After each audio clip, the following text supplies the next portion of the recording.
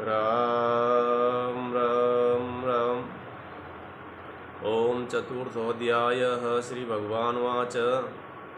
श्री भगवान बोले, मैंने इस अविनाशी योग को सूर्य से कहा था।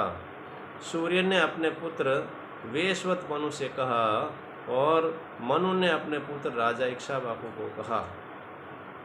हे परंतप अर्जुन, इस प्रकार परंपरा से प्राप्त इस योग को राजऋषियों ने जाना, किंतु उसके बाद वह योग बहुत काल से इस पृथ्वी लोक में लुप्त प्राय हो गया है। तू मेरा भक्त और प्रिय सखा है, इसलिए वही पुरातन योग आज मैंने तुझको कहा, क्योंकि ये बड़ा ही उत्तम रहस्य हैं, अर्थात गुप्त रखने योग्य विषय हैं। अर्जुन बोले, आपका जन्म तो अर्वाचीन अभी हाल का है और सूर्य का जन्म बहुत पुराना है, अर्थात कल्प के आदि में हो चुका है। तब मैं इस बात को कैसे समझूं कि आप ही ने कल्प के आदि में सूर्य से ये योग कहा था। श्री भगवान बोले, हे परंतप अर्जुन, मेरे और तेरे बहुत से जन्म हो चुके हैं, उन सब को तू नहीं जानता, किंतु मैं जानता हूँ। मैं अजन्मा और अविनाशी स्वरूप होते हुए भी तथा समस्त प्राणियों का ईश्वर होते हुए भी अपनी प्रकृति को अधीन करके अपनी योग माया से प्रकट होता हूँ। हे भारत, जब जब धर्म की हानि और अधर्म की वृद्धि होती है, तब तब ही मैं अपने रूप को रचता हूँ, अर्थात साकार रूप से लोगों के सन्मुख प्रकट होता हूँ।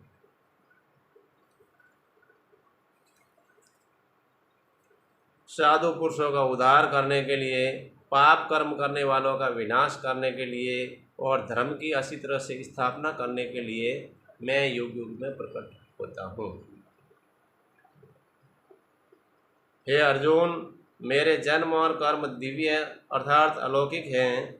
इस प्रकार जो मनुष्य तत्व से जान लेता है, वह शरीर को त्याग कर फिर जन्म को प्राप्त नहीं होता, किंतु मुझे ही प्राप्त होता है।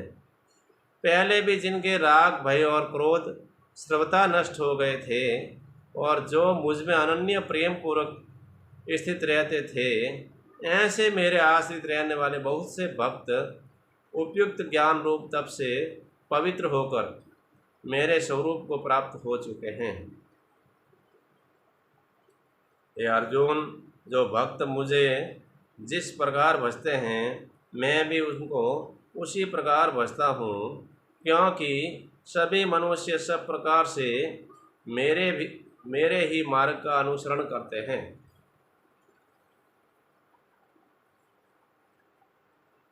इस मनुष्य लोक में कर्मों के फल को चाहने वाले लोग देवताओं का पूजन किया करते हैं, क्योंकि उनको कर्मों से उत्पन्न होने वाली सिद्धि शीघ्र मिल जाती है।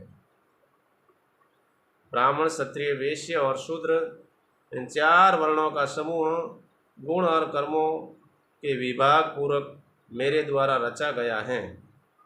इस प्रकार उस सृष्टि रचना आदि कर्मों का कर्ता होने पर भी मुझ अविनाशी परमेश्वर को तू वास्तव में अकर्ता ही जान। कर्मों के फल में मेरी स्पृहा नहीं है, इसलिए मुझे कर्म लिप्त नहीं करते। इस प्रकार जो मुझे तत्व से जान लेता है, वह भी कर्मों से नहीं बंधता।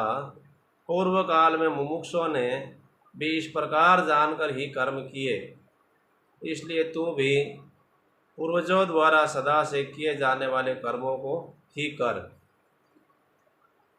कर्म क्या है और अकर्म क्या है, इस प्रकार इसका निर्णय करने वाले बुद्धिमान पुरुष भी मोहित हो जाते हैं। इसलिए वह कर्म तत्व मैं तुझे भली भांति समझा कर कहूँगा, जिसे जानकर तू अशुभ से अर्थात कर्म बंधन से मुक्त हो जाएगा। कर्म का स्वरूप भी जानना चाहिए और अकर्म का स्वरूप भी जानना चाहिए तथा विकर्म का स्वरूप भी जानना चाहिए, क्योंकि कर्मों की गति गहन है।